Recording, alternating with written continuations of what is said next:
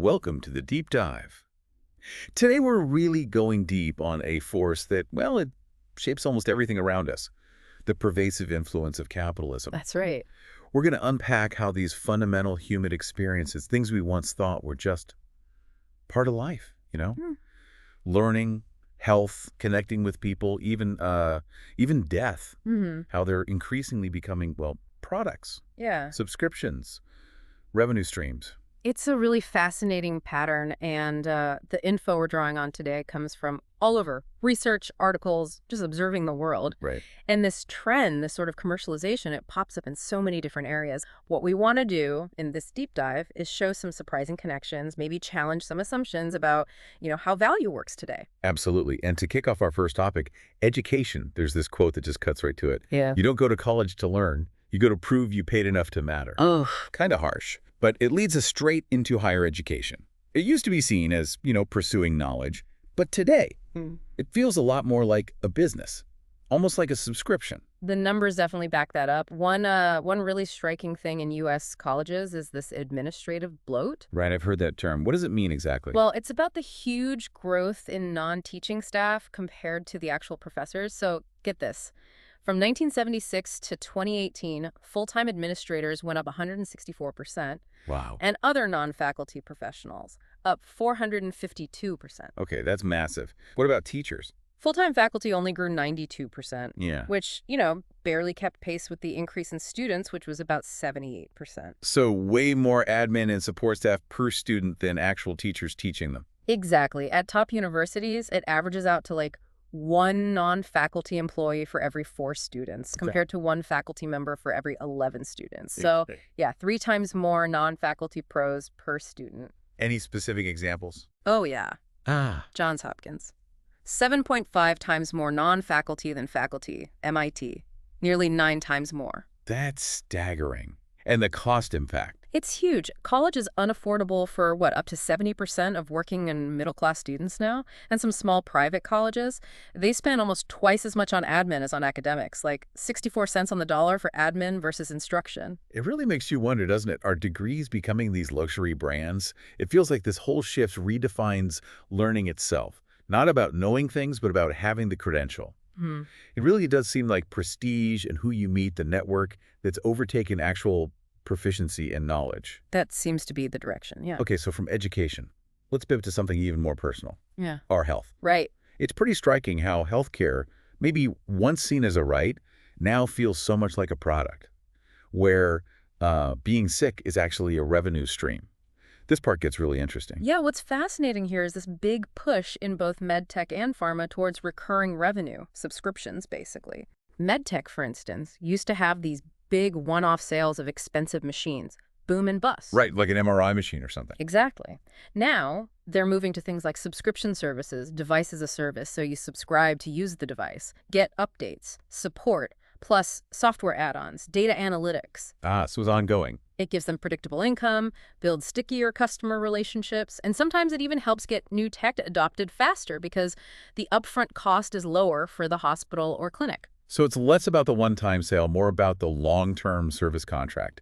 But doesn't that create a weird incentive? Like maybe managing a condition becomes more profitable than curing it. That is the million-dollar question, isn't it? And we see examples everywhere. Siemens Healthineers has subscriptions for digital imaging platforms. Dexcom, for glucose monitors, they send you sensors monthly. You get the app tools. Medtronic does it with their smart insulin pens. Withings even has Withings, plus Sharp, pairing devices with analytics, even cardiologist access, all on subscription. And it's hitting pharma, too. Subscription drug models are emerging. Okay? The pitch is, better access, affordability.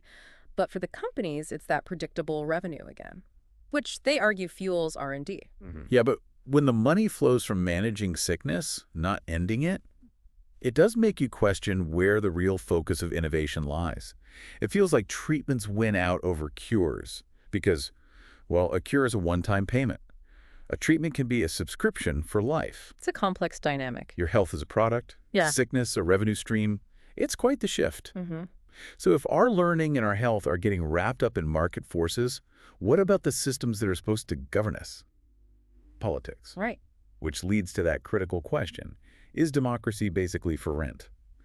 Campaigns cost millions and the return is policy. It's a huge issue. Lobbying is central here. Lobbyists try to sway decisions, obviously, through talking to officials, but also through big campaign donations. It's a bit of an IOU situation. You could say that, a sense of indebtedness. They also provide testimony research, shaping the information flow to favor their clients. So it's not just cash, it's also controlling the narrative, the data that politicians see.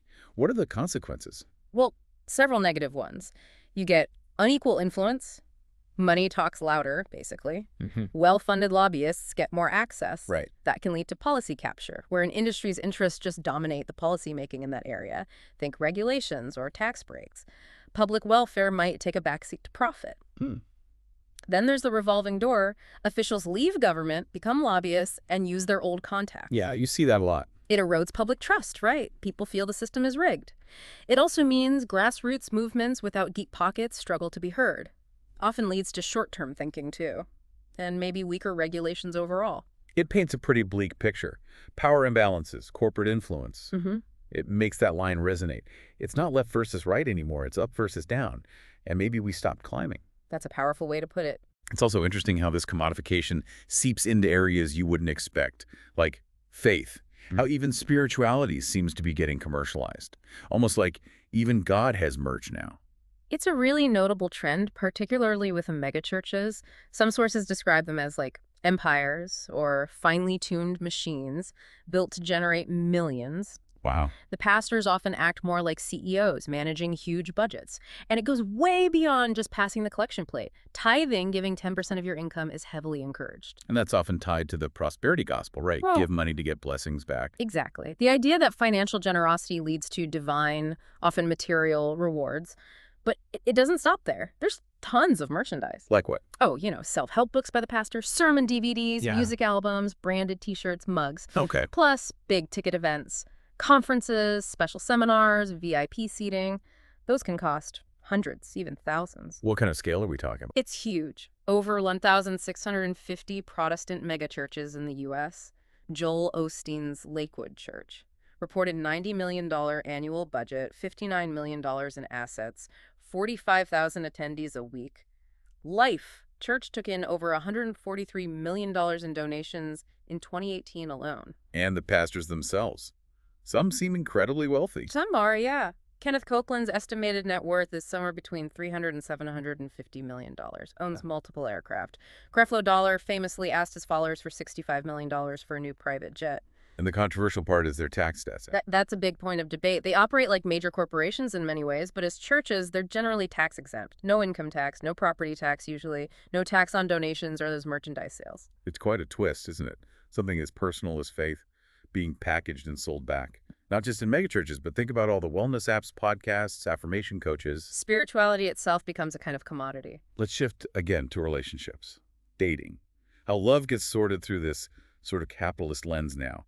You hear jokes like, swipe left if your income isn't six figures. And there's actually research that backs up that kind of thinking, believe it or not. How online dating might be contributing to income inequality. Really? How so? Well, one study suggested that maybe half the rise in income inequality from 1980 to 2020 could be linked to changing preferences in online dating. Half. That seems huge. Dating apps affecting the economy. It sounds wild, but the idea is assortative mating.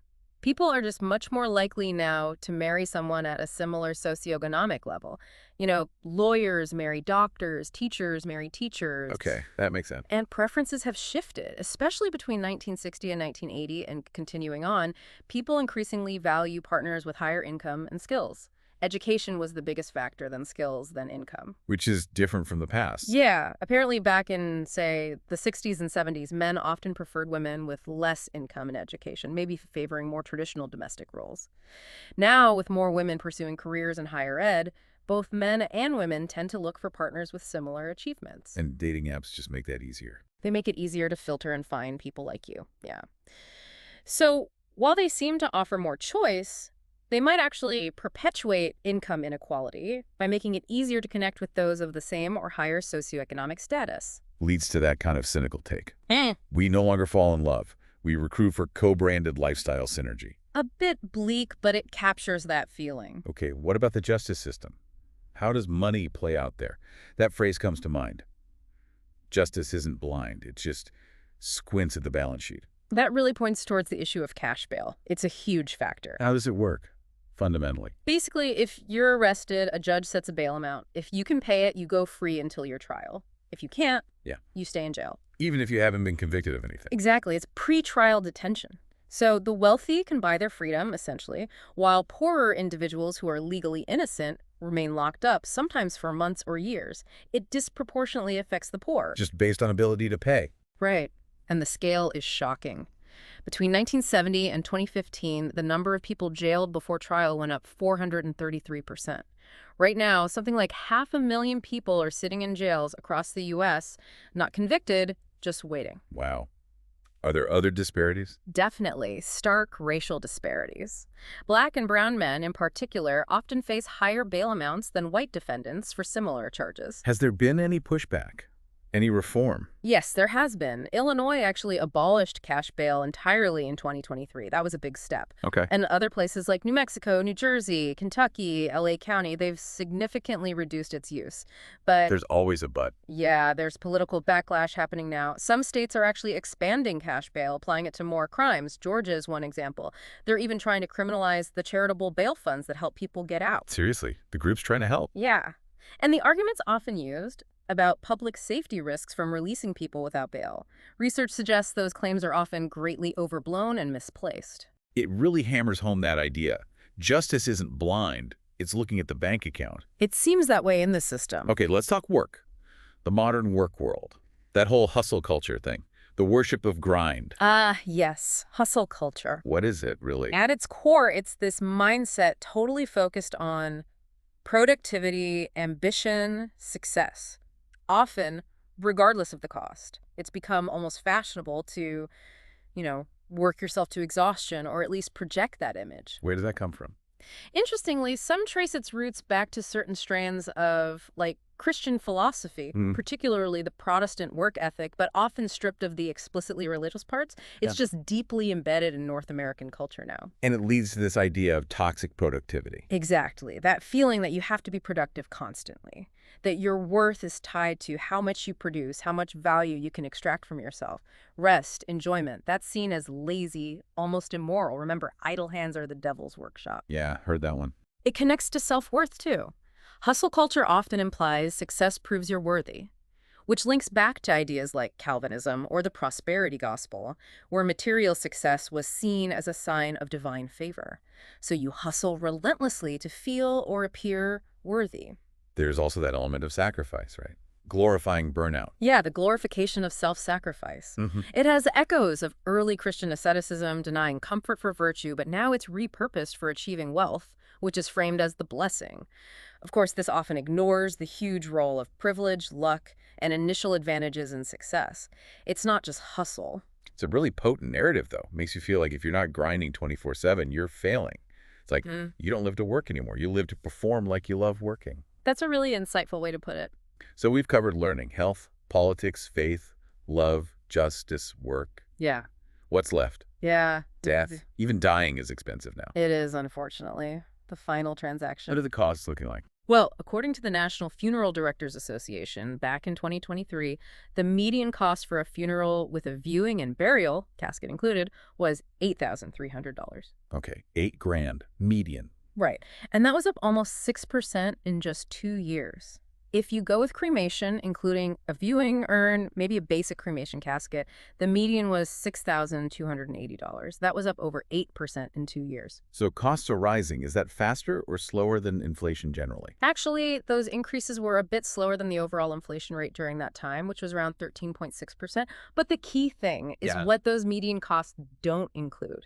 The extras. Exactly. They don't usually include the cemetery plot, the digging of the grave, the headstone or marker, flowers, obituary notices, things the funeral home might pay upfront and charge you for called cash advances. So the final bill for the family is often way higher than that $8,300 or $6,280 figure. Much higher. Often. It really underscores that idea. Peace comes with a price tag, and it creates opportunities for the industry to, upsell grief during a vulnerable time. Right. So if we just take a step back and look at everything we've touched on, education, healthcare, politics, religion, dating, justice, work, even death. Yeah.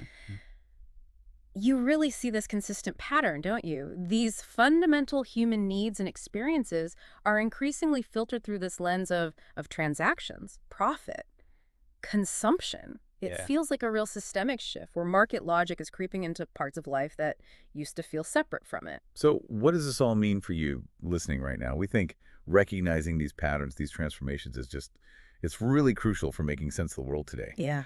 Our goal with this deep dive wasn't to give you all the answers, but to give you those key insights, those sometimes surprising facts, so you feel genuinely informed about this powerful force shaping things. Absolutely. And maybe we could do with a final thought to chew on. In a world where so much of life is becoming monetized, priced out, turned into a transaction, what does it actually mean to live a valuable life beyond a price tag? And how do we even start to reclaim the parts of our lives that feel like they've been sold?